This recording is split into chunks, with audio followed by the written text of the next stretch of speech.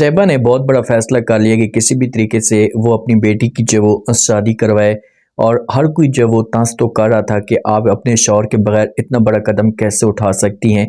लेकिन ज़ैबा ने इतनी बड़ी मुश्किलात देखी, अपने आप को एडजस्ट करने की कोशिश की और उसके बाद इसने अपनी ज़िंदगी का सबसे बड़ा जो फैसला है ये कर लिया। जिस वक़्त जो रिश्ते वाले आते हैं तो ज़ैबा इनके सामने किसी किस्म का कोई झूठ तक नहीं बोलती। इनको ए टू ज़ेड कहानी बता देती कि भई ये मामला है। अगर आप लोगों को रिश्ता बनाना है तो ठीक है, अगर नहीं तो आप लोग जा सकते हैं, किसी किस्म का कोई इतराज़ नहीं है। लेकिन इसका जो हस्बैंड वालिद है ये हमारे साथ नहीं रहता। तो रिश्ते वाले जो होते हैं इससे अच्छा फ़ैसला करते हैं कि इन्हें कहते हैं कि भई हमें कोई इतराज़ नहीं है, हमें इससे कोई लेना देना नहीं है, बस आपका ख़ानदान, आपकी बच्ची बहुत ही अच्छी है तो हमें जो वो ये रिश्ता मंज़ूर है। तो जब ये बात ज़ैबा सुनती तो इससे बड़ी खुशी मिलती है और फिर ये कॉल करके अपनी नंद को सब कुछ बता देती है कि भई ये बातें हो चुकी हैं। तो आगे से नंद जो होती है बहुत ज़्यादा खुश होती है कि बहुत ही अच्छी बात है कि आपकी जो बातें पक्की हो चुकी है। लेकिन प्लीज़ आप ऐसा करें कि एक दफ़ा जब वो कॉल कर लें, एक दफ़ा जब वो जिमी को भी बुला लें, वो अपनी औलाद के लिए वो ज़रूर आएगा, इस खुशी के अंदर शरीक होगा। ज़ैबा जो होती है किसी किस्म का कोई कदम नहीं उठाती, ये तो साफ अल्फाज में इनकार कर देती है। उसे कहती है कि उस इंसान के साथ रिश्ता रखने की कोई भी सूरत नहीं है और ना ही मैं उसके साथ कोई रिलेशन रखना चाहती हूँ, प्लीज़ आप मुझे मजबूर मत करें। लेकिन जिस वक्त जब वो ज़ैबा के ऊपर प्रेशर आता है तो फिर ये सोचने पे मजबूर हो जाती है कि चलो मुझे कुछ ना कुछ करना होगा। ये फिर अपनी जो वो भाई के घर में जाती है उस्मान के पास, तो वहाँ पर भी जाकर जो वो उसके साथ इस टॉपिक पे बात करती है, उसे सब कुछ बता देती है कि भाई सब कुछ क्लियर हो चुका है और मैं अपनी बेटी की अब शादी करवाने वाली हूँ। तो उस्मान जब ये बात सुनता है, भाभी इसकी ये बात सुनती तो ये बड़े खुश होते हैं कि सर हमें सब कुछ सुनकर बड़ी खुशी हुई है।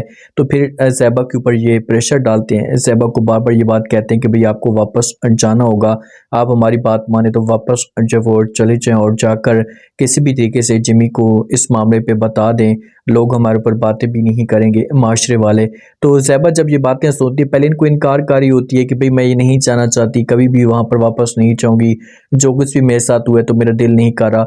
लेकिन जब ज़ैबा को सारे के सारे इसकी भाभियाँ, इसकी नंदें कह रही होती हैं तो उसके बाद इससे जो वो कोई ऑप्शन इसके पास नहीं बचता और ये फिर मजबूर हो जाती कि चलो ठीक है, अगर आप लोग जो वो कह रहे हैं तो मैं ये सब कुछ करने के लिए तैयार हूँ। तो फिर ये दोबारा से उस दहलीज पर चली जाती है जिस दहलीज पर ये नहीं जाना चाहती थी, क्योंकि ज़ैबा को इस बात का पता है कि भाई कभी भी जिमी अगर राज़ी हो भी जाता है, कहता है कि ठीक है मैं आने के लिए तैयार हूँ, तो इसने पहले जो वो तंज़ करना है, इसने पहले बातें करनी है, उसके बाद अगला कदम उठाना है। ज़ैबा जैसे कोई दरवाज़ा खोलती है, जिमी देखकर जो गुस्से से आग बगोला हो जाता है, गुरूर के अंदर आ जाता है, फ़ख्र महसूस करना शुरू कर देता है कि दोबारा से मेरे पास आ चुकी है। ज़ैबा जो होती है इसके सामने खड़ी हो जाती है। जिमी कहता है कि हाँ क्यों आई हो, मुझे पता था कि तुमने वापस आना है मेरे पास, क्योंकि तुम्हारे पास कोई ऑप्शन बचने ही नहीं थे, अब तुम्हारे पास सब कुछ है वो बंद हो चुका है, तो मैं इस बारे में समझ सकता हूँ तुम्हारा दर्द। इसके साथ बेटा भी होता है।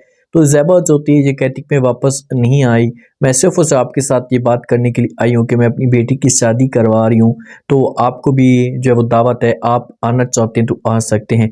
तो ये बातें जिमी सुनता है तो जिमी जो होता है गुरूर के अंदर आ जाता है और ये तंज़ करना शुरू कर देता है, कहते हैं कि बस कर दें, बहुत हो गया, मैं आपकी जो वो बातें सब कुछ समझ सकता हूँ, मुझे पता है कि आप किस वजह से आई हैं, आप क्या उम्मीद लेकर आई हैं। तो एक बात याद रखना कि तुम्हारी ये उम्मीद, तुम्हारा ये सपना कभी भी पूरा नहीं होगा। बेहतर यही होगा कि आप यहाँ से जो वापस चली जाएँ, क्योंकि जहाँ पर आप आई हैं तो अपनी लालच के लिए आई हैं।